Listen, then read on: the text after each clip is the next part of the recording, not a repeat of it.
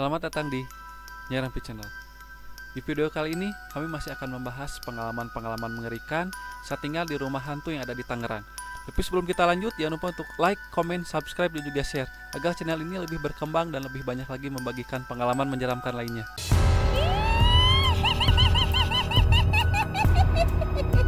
Kejadian ini dialami salah satu pegawai yang baru datang dan tinggal di rumah kontrakan.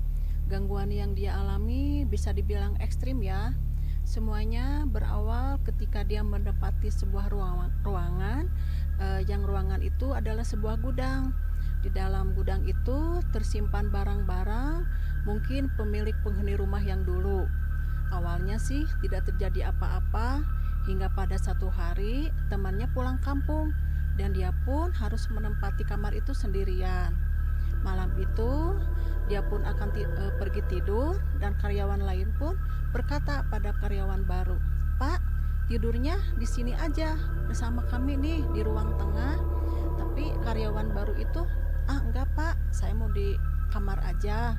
Karyawan yang lain bilang, "Pak, apa Bapak nggak takut tuh tidur sendirian di ruangan itu?" Dan karyawan baru pun bilang ya, "Enggak Pak, saya nggak takut." Padahal kan semua karyawan yang di rumah itu sudah pada tahu ya, karena rumah yang mereka tempati itu rumahnya sangat angker dan setiap ada karyawan yang baru tinggal di situ pasti mereka akan diganggu oleh makhluk-makhluk halus. Ya mau gimana lagi ya, akhirnya dia pun masuk ke dalam kamar. Nah, kejadian yang aneh dan menyeram pun mulai terjadinya. Ketika menjelang malam, saat dia tidur, dia terbangun dari tidurnya karena dia mendengar ada seseorang mengetuk pintu dan dia pun keluar kamar untuk melihat. Saat dia melihat keluar kamar, saat itu tidak ada siapa-siapa dan dia pun melihat ke ruang tengah, semua karyawan pun sedang tertidur lelap dan dia pun masuk kembali ke kamar. Saat dia akan mencoba tidur, terdengar dari langit-langit kamar duk duk duk duk gitu ya, seperti ada suara. Saat itu dia melihat ke atas langit-langit dan dia melihat ada satu benda bulat seperti bola sedang mengelilingi kamar yang dia tempati. Saat itu dia terus melihat ke langit-langit kamar hingga akhirnya benda itu berhenti ya, tepat di ujung langit-langit kamar. Dan karyawan itu pun bangun karena dia penasaran. Dia pun mencoba menghampiri benda yang ada di ujung langit-langit itu. Saat itu dia sangat kaget ketika dia lihat ternyata benda yang tadi mengelilingi kamarnya adalah kepala pria dengan rambut yang gimbal dan di mulutnya terdapat banyak darah. Saat itu dia sangat kaget ya. Dia mencoba untuk keluar kamar, tapi tiba-tiba sosok kepala itu menghampiri dia sambil seperti yang akan menggigit lehernya. Kepala pria itu terus menyambar-nyambar dia sampai akhirnya dia pun berhasil menjambak rambut kepala pria tadi dan dengan tangannya dia mencolok kedua matanya. Anehnya tuh dari kedua matanya itu keluar darah yang sangat bau sekali dan kepala pria itu terbang tembus lewat pintu kamar dan karyawan itu pun mengejar kepala pria tadi sampai keluar rumah. Setelah dia lihat tuh si kepala pria tadi tuh terbang entah kemana dan dia pun masuk lagi ke dalam rumah. Semua karyawan dia bangunkan ya. Dia pun menceritakan kejadian tadi sama semua karyawan. Saat itu semua karyawan pada takut ya. "Masa Pak benar? Iya tuh lihat," katanya.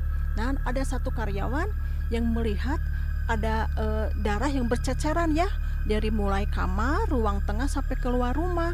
Dan karyawan itu pun bilang, "Pak, lihat nih, katanya ada darah." "Ya ya lihat," katanya. Semua karyawan kan berdiri ya, mereka melihat darah yang berceceran itu.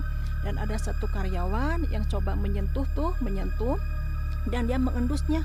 "Benar," katanya, "ini darah manusia, tapi baunya aduh minta ampun gitu, baunya bau amis sekali." Nah, hari itu juga pegawai baru pun keluar dari pekerjaannya.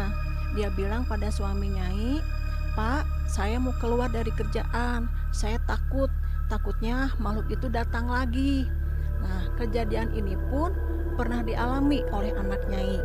Seperti biasa ya, setelah pulang kerja, anak Nyai dan suami Nyai mencari makanan untuk makan malam.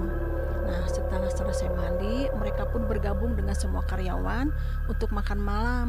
Setelah selesai makan malam, anak Nyai pun tidur lebih awal karena dia merasa gak enak badan. Nah, saat dia terlelap tidur tuh, tengah malam tuh ya, dia tuh mendengar ada seorang kakek-kakek yang memanggil nama dia, lalu bilang begini, "Hudang, Hudang, Hudang." Dan dia pun bangun dari tidur, dia melihat ke arah kiri, ke arah kanan, dan dia melihat ke samping, ayahnya lagi tertidur pulas. Dan dia pun mencoba tidur lagi. Ketika dia akan mencoba tidur lagi, terdengar lagi tuh suara kakek-kakek yang memanggil nama dia, "Hudang Jang, Hudang, entong sare, entong sare." Saat itu juga anak Nyai terbangun dari tidurnya ya. Dia tuh duduk di kasur. Dia melihat sekeliling kamar. Saat itu terdengar lagi suara yang duk duk duk dari langit-langit kamar. Anak Nyai melihat tuh sekeliling kamar, "Ih, apaan tuh?" katanya, "ada benda kok yang terbang-terbang di atas langit-langit kamar." Nah, belum juga rasa kaget dan takutnya hilang, tiba-tiba benda itu menghampiri anak Nyai. Saat itu terlihat jelas ya bahwa benda yang mengelilingi itu adalah sebuah kepala pria dengan rambut yang gimbal sekali, dan di mulutnya terlihat ada darah. Saat itu anak Nyai takut ya. Dia mencoba membangunkan ayahnya, tapi aneh tuh, ayahnya tuh malah tertidur pulas. Gak tahu ya, mungkin kena sirap atau gimana ya. Saat itu makhluk itu terus menyambar-nyambar anak Nyai, seperti akan menggigit leher anak Nyai ya. Saat itu anak Nyai pun berdoa, dan si sosok itu aneh. Setiap dia akan menghampiri anak Nyai, dia terpentar ke belakang. Setiap dia akan menghampiri anak Nyai, dia pun terpentar ke belakang. Dan itu terus terjadi ya, berulang-ulang, hingga akhirnya anak Nyai melihat ke arah samping.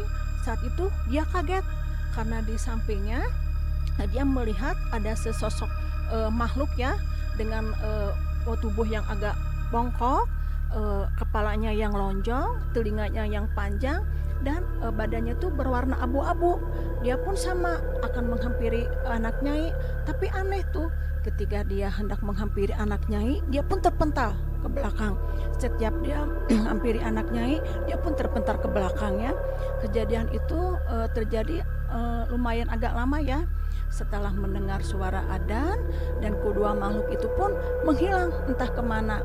Kejadian keesokan paginya, anak Nyai pun menceritakan kejadian itu sama ayahnya ya. Dan dia pun pagi itu juga menelepon ke Nyai. Dia menceritakan kejadian yang dia alami pada Nyai. Nyai bilang tuh pada anak Nyai, "Jangan takut, kalau makhluk itu masih terus mengganggu kamu, Mama akan datang ke rumah itu." Di video selanjutnya, kami akan membahas pengalaman saya dan salah seorang teman yang mencoba untuk berinteraksi dengan makhluk astral penghuni rumah itu. Nah, bagi sobatnya yang ingin berbagi pengalaman mistis, silahkan kirimkan ke emailnya di nyairampi@gmail.com, atau kalian bisa langsungkan kirim ke sosial medianya Nyai Rampi, link ada di deskripsi. Sekian untuk video kali ini. Terima kasih sudah menonton. Saya Chandra dan Saya Nyai Rampi. kami mohon undur diri. Sampai jumpa di video selanjutnya.